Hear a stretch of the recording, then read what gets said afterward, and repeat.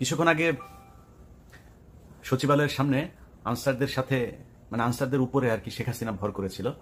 Doctor ইউনূসকে সরিয়ে দিয়ে তারপরে শেখ হাসিনা আবারও ক্ষমতায় বসবে। এতদিন শেখ হাসিনার যে চোর বাটপাড়া বাংলাদেশকে চুরি করে রিজার্ভ সব শূন্য করে দিয়েছে।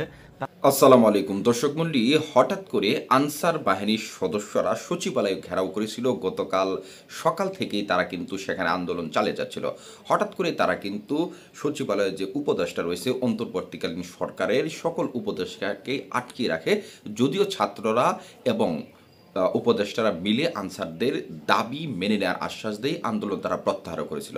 হঠাৎ করেই তারা আবারও চড়াও হয় এবং সকলকেই আটকে দেয়, যার ফলশ্রুতিতে ঢাকা বিশ্ববিদ্যালয়ের ছাত্ররা গিয়ে কিন্তু উপদেষ্টাদের উদ্ধার করে। এই বিষয়গুলো নিয়ে কিন্তু শেখ হাসিনা সরকারের ষড়যন্ত্রের সত্যি কথা যেটা সেটা ফাঁস করেছেন সাংবাদিক ইলিয়াস হোসেন। দর্শক মণ্ডলী, কথা না বাড়িয়ে সাংবাদিক ইলিয়াস হোসেনের মুখ থেকেই ঘটনার বিস্তারিত একটু মনোযোগ দিয়ে শুনে আসুন। কিছুক্ষণ আগে সচিবালয়ের সামনে আনসারদের সাথে আনসারদের উপরে আর কি শেখ হাসিনা ভর করেছিল। ডক্টর ইউনূসকে সরিয়ে দিয়ে তারপরে শেখ হাসিনা আবারও ক্ষমতায় বসবে। এতদিন শেখ হাসিনার যে চোর বাটপাড়া বাংলাদেশকে চুরি করে রিজার্ভ সব শূন্য করে দিয়েছে, তারা আবারও নতুন করে ক্ষমতায় আসার স্বপ্ন দেখছে। তো আওয়ামী লীগ, শেখ হাসিনা বলেছিল না আওয়ামী লীগ কখনো পালায় না। আসলে আওয়ামী লীগ পালায় না। আওয়ামী লীগ এখন বিভিন্ন জায়গায় মজুদ হয়ে আছে। কখনো হিন্দুদের উপরে ভর করছে, কখনো দৌলতদিয়া ঘাটে ভর করছে, আজকে আনসারদের উপরে ভর করেছিল। ভর করে তারা ক্ষমতায় আসবার আবার এই দিবার স্বপ্ন দেখছে। এই স্বপ্নটা অবশ্যই আওয়ামী লীগ দেখে না। আনসারের যারা আজকে এই জায়গায় এসেছিলেন তারা সহ যাদের উপরে ভবিষ্যতে আওয়ামী লীগ ভর করার চেষ্টা করবে তাদের ব্যাপারে খুব পরিষ্কার একটা মেসেজ দিয়ে যায়। এটা কোনো বিশ্লেষণ বা কোনো কিছু না, একদম প্র্যাকটিক্যালি যা ঘটছে সেইটা নিয়েই আপনাদেরকে শুধু কিছু নমুনা দিয়ে যায় সামনে। দেখেন, এই গেল 15 বছরে শেখ হাসিনা শুধু নিজে বিপদে পড়ে নাই। শেখ হাসিনা পুরো বাংলাদেশে তার আসলেই তার পক্ষে রাজনীতি করুক, তাকে পছন্দ করুক আর নাই করুক, তার দলের সাথে সম্পৃক্ত তো ছিল। অন্তত ধরেন 1 কোটি মানুষ তার দলের সাথে সম্পৃক্ত ছিল। এর মধ্যে ধরেন কয়েক লক্ষ নেতাকর্মী সরাসরি তার হয়ে কাজ করেছে। এই প্রতিটা নেতাকর্মীকে আপনি বিপদে ফেলেছেন। দেখেন, এই যে মানিক, জীবন যায় এই জীবন যৌবন সব শেষ করার পরে এই বয়সে এসেও তার কত উত্তেজনা দেখেন। চ্যানেলাইতে গিয়ে কি করলো, বিভিন্ন জায়গায় সে সবসময় এত উত্তেজিত থাকে। নিয়ে যায় না কিন্তু শেখ হাসিনার সাথে করে। ইভেন দেখেন, পলকের মতো শেখ হাসিনার কোলে কোলে চড়তো যিনি, মা বলে ডাকতো, সেই মায়ের বিরুদ্ধে এখন রিমান্ডে যায় আপনার বক্তব্য দিচ্ছে যে তার মাকে সে বলেছিল ক্ষমতা থেকে স্টেপ ডাউন করার জন্য, সেই স্টেপ ডাউন করে নাই, উল্টো তাকে গণভবনে এই ওবায়দুল কাদের মারতে এসেছিল। এটা সে তার রিমান্ডের জবানবন্দিতে বলেছে। এখন এই যে উনি যে 161 দিচ্ছে বা যেইভাবেই দেখ, ইচ্ছায় দেখ অনিচ্ছায় দেখ, দিচ্ছে তো। এখন এটা যে দিচ্ছে, এই মানুষগুলি কিন্তু এতদিন ধরে তার খুব কোলের মধ্যে বসা ছিল। মা বলতে অজ্ঞান। শেখ হাসিনাকে তো পলক মা বলে, একদম মায়ের মতো অজ্ঞান একদম। ওরা তো আবার আপা বলে মাও বলে, দুইটাই বলে। তো মায়ের মতো দেখতো, আপা বলে ডাকতো। তো এই মা আপাকে এত শ্রদ্ধার জায়গায় রেখে আছে কিন্তু সরে গিয়েছে। কেন সরে গিয়েছে জানেন? কারণ পলক দেখেছে যে আমার আম্মা আমাদেরকে কোনো নোটিশ টোটিস না দিয়ে নিজে ভাইয়া গেল, আমাদেরকে একটু ভাগার সুযোগ দিল না। অতএব এই প্রায় 1-1.5 কোটি যে আওয়ামী লীগের লোকজন, এগুলোকে কিন্তু শেখ হাসিনা বিপদে ফেলে গিয়েছে। আপনারা আজকে যারা আছেন, শেখ হাসিনার গত এই পর্যন্ত আমার চোখে পড়েছে 2টা ফোন রেকর্ড। সে বাংলাদেশে বিভিন্ন তার নেতা কর্মীদের সাথে একটা কথা বলছে, কার সাথে? বরগুনাতে এক আওয়ামী লীগের নেতার সাথে। ওই নেতা তো মনে করেন ফোন, শেখ হাসিনার ফোন পায় ওর কাপড় টাপড় খুইলা না পারে, উত্তেজনায় শেষ। তো এই এত উত্তেজিত সেই নেতা, সে ওই লেভেলের না, শেখ হাসিনার ফোন রিসিভ করার মতো না, কিন্তু তাকে ফোন করেছে। এটাতেই তার মনে করেন স্বপ্নদোষ হয়ে যাওয়ার অবস্থা। তো কেন শেখ হাসিনা তাকে ফোন করছে? কারণ শেখ হাসিনার এখন ওই জায়গাতেই ভর করতে হবে।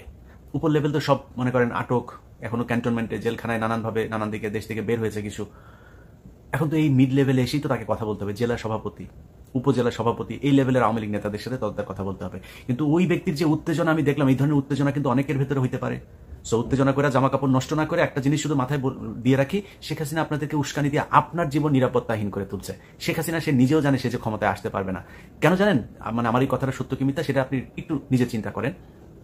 ধরেন, শেখ হাসিনা এই প্রশাসনটা কিন্তু 15 বছর ধরে সাজিয়েছে। আজকে প্রশাসনে তো অনেক রদবদল হয়েছে। 5 তারিখে কি এর চাইতে বেটার ছিল না? এরকম প্রশাসন শেখ হাসিনাকে দেশে রাখতে কেউ কি গণভবনে তখন হামলা করেছিল? করে নাই তো। চাইলেই তো গোলাগুলি করতে পারতো। সেনাবাহিনী যদি বন্দুক নিয়ে দাঁড়ায় থাকতো, কামান নিয়ে দাঁড়ায় থাকতো, কেউ যাইতে পারতো নাকি গণভবনে? সে থাকতে পারতো, কিন্তু থাকতে পারে নাই। দ্যাট মিনস আপনাকে বুঝতে হবে যে এইখানে একটা বিশাল একটা শক্তি কাজ করেছে। আমি আল্লাহর উপরে অবশ্যই শুকরিয়া, আল্লাহ সবকিছুর পরিকল্পনা করে থাকেন। তো বিশাল একটা শক্তির মাধ্যমে কিন্তু শেখ হাসিনার পতনটা হয়েছে। এত সহজে মনে করার কোনো কারণ নাই। ডক্টর মোহাম্মদ ইউনূসকে ছাত্ররা মারামারি করে তারপরে গণভবন দখল করে ফেললো, আর ডক্টর মোহাম্মদ ইউনূস বসে পড়লো। এত সরলীকরণ করলে কিন্তু ভুল করবেন। দেশ এখনো কোন দিকে যায়, কি হয়, সেটা নিয়ে অনেক কিছু দেখার আছে।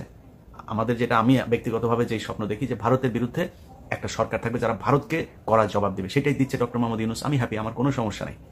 যারা উপদেষ্টা আছে তাদের নিয়ে আমার কোনো সমস্যা নেই, আমি চাই এরা দেশ চালাক। তো ধরেন এই সরকারটাকে যে 5 তারিখে তারা সরাইতে পারেনি, এখন আজকে এসে আরেক মাসের 5 তারিখ হইতে যাচ্ছে, তখন আনসারদেরকে দিয়ে সচিবালয়ে অঘটন ঘটায় সরকার পতন করে ফেলবে, এই স্বপ্ন কিন্তু দেখা কাপড় চোপড় নষ্ট করেন না। তো আমি এই কথাটা বলার জন্যই আজকে আপনাদেরকে এই ভিডিওটা শর্ট তৈরি করা, যে এই পর্যন্ত যত মানুষকে শেখ হাসিনা নতুন নতুন করে এইভাবে এই করার চেষ্টা করছে, আপনার দেশের পরিস্থিতি ঘোলাটে করার চেষ্টা করছে, তারপর আপনাদেরকে বোঝাচ্ছে যে হ্যাঁ এরকম করবা এরকম করবা, এরপরে তোমার পেছন পেছন দেখবা সেনাবাহিনীর কামান টামান সব চলে আসে, এসে দেখবা ডক্টর মোহাম্মদ ইউনূসের সাথে যুদ্ধ করা শুরু করে দিয়েছে, আবার আমাকে দেশে নিয়ে গেছে। এই স্বপ্ন যাদেরকে দেখাচ্ছে তাদের জন্য এই কথাগুলো বললাম, যে শেখ হাসিনা না অবস্থা দেখেন না, ভারতেও কি হয় সেটাও দেখেন। আপনাকে আবারও বলি, বাংলাদেশের আজকের যে পরিস্থিতি, এটা খুব সহজভাবে এই জায়গায় চলে আসে নাই। হেফাজতের 5ই মের রাতে 10 লক্ষ 15 লক্ষ মানুষ ঢাকায় ঢুকে নাই। শেখ হাসিনা কি করেছে? হোয়াই নট 4 তারিখ রাতে সেটা করলো, হোয়াই নট 5 তারিখ দিনে সেটা করলো? করে নাই কেন? কিসের জন্য করে নাই? কিছু একটা আছে, ব্যাপার কিছু একটা আছে, সেগুলো নিয়ে বিস্তারিত আলাপে যাইতে চাই না। আলাপ একটাই, সেটা হচ্ছে আপনার উপরে যেন আওয়ামী লীগ আর ভর করতে না পারে, এই ব্যাপারে খুব সাবধানে থাকতে হবে। আপনি ব্যক্তিগতভাবে ক্ষতিগ্রস্ত হবেন, আনসারে চাকরি করেন, তারপরে হিন্দু যারা এর আগে ভর করতে দিয়েছিলেন আওয়ামী লীগকে, আপনাকে এলাকায় ফিরে যেতে হবে, আপনার এলাকায় মুসলমানদের সাথেই আপনাকে থাকতে হবে। সো তাদের সাথে সম্পর্কটা কেমনে ভালো করা যায় সেই ব্যবস্থা করেন। আমরা মিলেমিশে সম্প্রীতি নিয়ে থাকতে চাই। হিন্দুরা আমার ভাই, আনসাররা আমার ভাই, পুলিশ আমার ভাই, সবাই আমার ভাই। যারা সরাসরি হত্যাকাণ্ডের সাথে সম্পৃক্ত না হয়েছেন তাদের কোনো সমস্যা হবে না, আপনারা মেনে নেন। এটা মেনে যদি না নেন তাহলে পরিস্থিতি আরো ভয়ানক হবে, আরো খারাপ হবে। আজকে যে আনসাররা গিয়েছেন, আপনাদের তো এখন ক্যামেরা ফুটেজ দেখে দেখে আপনাদের বিরুদ্ধে ব্যবস্থা নেবে, কি করবেন? আপনাদের বস এসে বাঁচাবে? আপনার বসের সমস্যা আছে? আপনাদের যারা এগুলো করছে তারা কিন্তু সবাই শান্তিতে আছে। শেখ হাসিনা প্লেনে চলে গেছে তার পরিবারের লোকজনকে নিয়ে, আপনাদের কথা চিন্তাও করে নাই। এটা বোঝা উচিত যে যেই শেখ হাসিনা আপনাদের। দর্শক মণ্ডলী, আপনারা এতক্ষণ ধরে কিন্তু সাংবাদিক ইলিয়াস হোসেনের কথাগুলো শুনে আসলেন। তিনি কিন্তু সুন্দরভাবে যুক্তিপূর্ণভাবে কিন্তু আলোচনা করেছেন যে বর্তমান যে অন্তর্বর্তীকালীন সরকার, সেই সরকারকে বিপদে ফেলার জন্যই কিন্তু এই একটা কু করার পরিকল্পনা করেছে আনসারকে দিয়ে, এবং এটা শেখ হাসিনার একটা ষড়যন্ত্র সেখানে তিনি কিন্তু খুঁজে বের করার চেষ্টা করেছেন, এবং তিনি কিন্তু এটার একটা গুরুত্বপূর্ণ কথা আপনাদের সামনে তুলে ধরেছেন। দর্শক মণ্ডলী, আপনারা জানেন যে গতকাল সকাল থেকেই কিন্তু আনসার সদস্য, গতকাল না আরও কয়েকদিন থেকেই তারা কিন্তু আন্দোলন করতেছিল, এবং গতকাল তাদের আন্দোলনে আরও অনেক লোক সমাগম হয়, এবং আনসারের ডিজিদের তথ্যটি গতকাল রাতেই সংবাদ মাধ্যমকে দিয়েছে।